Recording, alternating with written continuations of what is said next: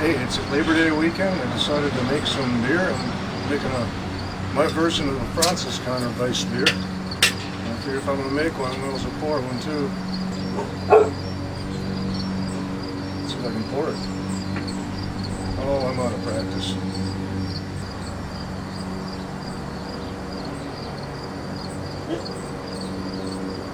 Prost.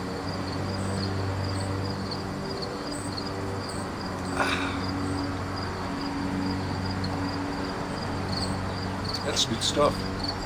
Good beer. Well, I'm going to try to make my version of this beer. I've got 3 different types of grains. I've got the German wheat, the German Pilsner, and some Munich malt to go in there. Picked up some good hops and some good yeast. See what happens.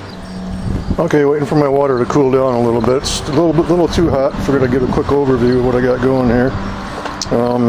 Went out today, picked up got 12 pounds of grains in here, and like I said, these are some German wheat, German Pilsner, and some Munich malt. 12 pounds total. In here, this is going to be my mash tun. It's a converted 10 gallon cooler. Basically, I have a grain bag in here. I'll take that out. So you can see I got a false bottom in there, so it comes out and tries to keep the grain inside, so we're just going to drain the sugars off. But I like to use this first time actually using a grain bag, and we'll see what happens. Hopefully I'll get some pretty clean beer coming out of it. So I'll put the grains in there and add some water shortly as soon as it cools down. Then I've got a conical fermenter down here. This is really nice. Down at the bottom, it's got a cone bottom. That way all the trub sits down at the bottom. You can see you can drain off. There's a drain hole right there.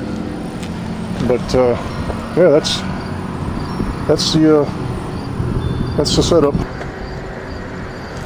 All right, so water's ready. I poured about half my grains in there. So I'm gonna go ahead and start getting some water out of here.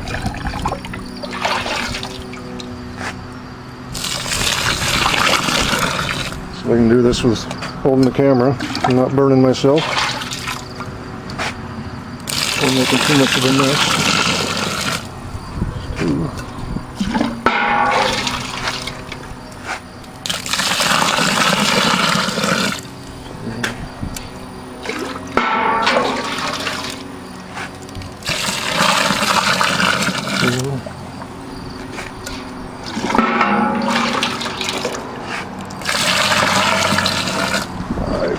Set this down real quick.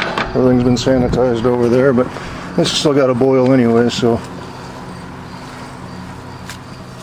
I still clean everything ahead of time. If anybody knows me, that's what I do. I like to do things clean and do it the right way. Alright, see if I can get the rest of these grains in here. Maybe. Alright.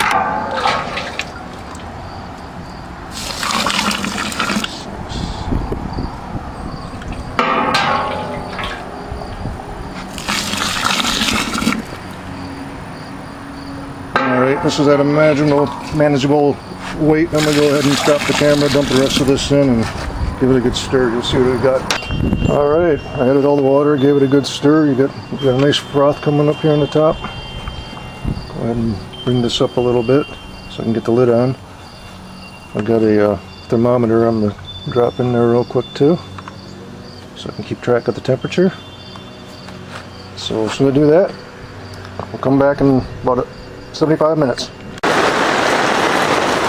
Well, as luck would have it, I'm almost up to temperature here to start sparging this thing, and it's raining pretty good. Alright, I'm slowly draining the mash out now. See what it looks like inside there. Took a reading, mash pH reading with some pH strips, and I'm at right at 5, so I'm doing pretty good. So now I'm going to grab that and take some water from there and slowly pour it in the here. And let all this stuff drain out as much as possible first. Get it down there a little bit, and I'll slowly start pouring some in. Actually see a lot of standing water in there. Alright, it's getting down to a slow trickle here now. I've been letting this slowly drain out. Got a nice kick going on in here. I don't know if I can get any focus in here or not. Oh, the water's draining away. As soon as this thing gets down to just a real trickle, I'm going to actually fold the bag in and start pressing down on the grains, get as much liquid and sugar out of there as we can. After that, I'm going to throw it back on the burner, bring it to a boil, and add some hops to it.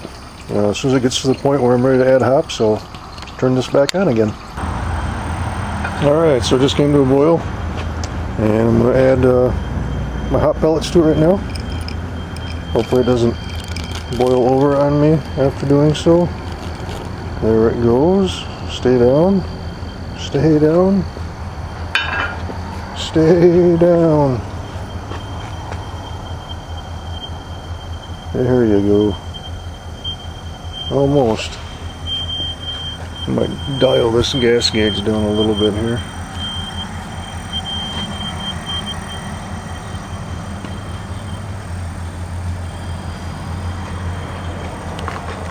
There we go. All those hops can be boiled into that. So I'm going to let this go for an hour now.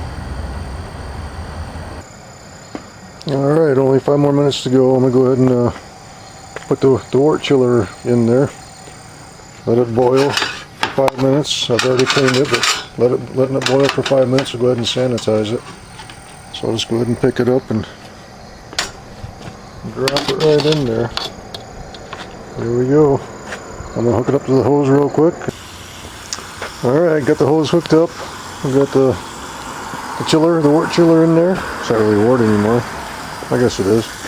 I've got the discharge hose coming out of here. And it's pretty warm water, but I can keep my hand underneath there. It's not too bad. It's cooling down pretty fast. So this works great for chilling things down really quick here. That way you can hit your yeast a lot quicker. Transfer it over to your fermentator and pitch your yeast. And I'll get back to that as soon as we get there. So I just transferred it into my fermenter. It looks like I've got right around 6 gallons in there, so that's just about perfect. I was happy for that. So now it's time to pitch the yeast, but before that I'm gonna give it a dose of some oxygen in here. I've got my oxygenator sitting in here in the sterilizer solution here. I'm gonna go ahead and turn this on real quick. Go ahead and run it through here first of all. There we go. That's just going to stir it up inside here a little bit. Make the yeast all happy when it gets down inside here. So this way I'm going to introduce a lot of oxygen inside here. This has been soaking inside, sterilization. So this is all sterile. You can see we're just trying to get a bunch of oxygen pumped back inside of here, so when I pitch the yeast into here, the yeast doesn't have plenty of oxygen to do what it wants to do. This is going to be some pretty good beer. Look how much it's foaming up already. I haven't even pitched any yeast yet. This is going to be crazy.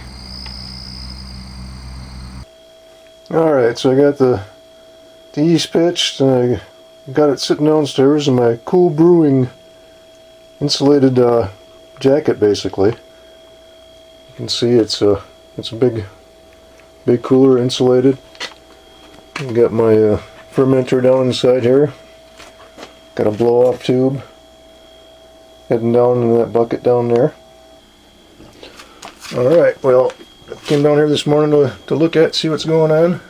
See if I can zoom in. You can see we're getting some good CO2 buildup in there. That yeast is going to work. So that's my blow-off tube coming up to the top here. Let's see, I don't know if you can see the tube or not. Starting to get a little of the foam from inside there too, so sooner or later this is going to be looking pretty dark through here. That's why I have it in a tube instead of just a regular airlock. Just blow off anything down inside of here. And of course that is, like I said, that's all sanitized solution, so if there is a backflow at all, I don't have to worry about anything. But that's it until it's time for, I'll let it sit like this for, I don't know, 7 to 10 days, see what it looks like, and take a reading off of it, gravity reading, and then I'll probably transfer it to a secondary before I move it over to a keg. But that's it.